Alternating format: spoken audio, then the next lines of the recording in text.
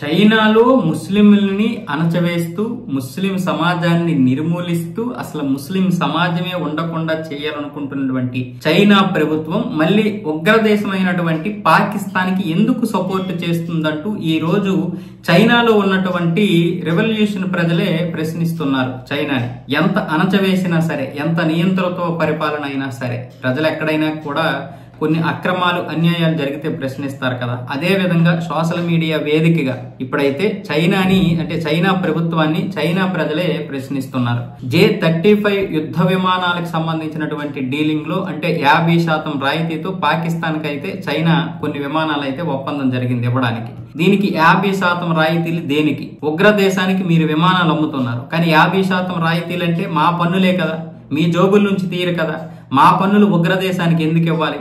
అలాగే J-10 బకాయిలే ఇంకా తీర్చలేదు పాకిస్తాను, మళ్ళీ ఇప్పుడు రాయితీలతో మళ్ళీ 50% రాయితీలు ఇచ్చి మిగతా సొమ్ము కూడా అప్పుల రూపంలో ఇప్పుడు మీరు J-35 ఎందుకు ఇస్తున్నారు అంటూ అక్కడ ప్రభుత్వాన్ని అయితే ప్రశ్నించడం జరుగుతోంది.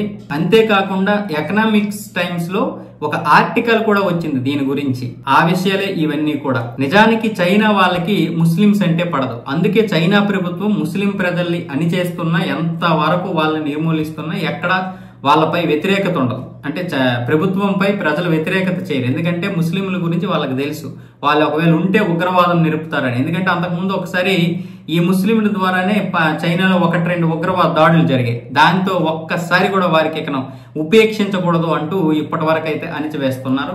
ఎన్ని ఆందోళనలు చేసినా, అంటే వాళ్ళు ఎంత దయనీయ పరిస్థితుల్లో ఉన్నా సరే వాళ్ళపై చైనా ప్రజలు దాడి చూపించరు. అలాంటిది ఇప్పుడు మనం పాకిస్తాన్ కి సపోర్ట్ చేయాల్సినటువంటి అవసరం ఏంటి? అది ఒక ఉగ్రదేశం కదా అనేది ప్రజల ఆందోళన. వాస్తవానికి చైనా ఎందుకు చేస్తుంది?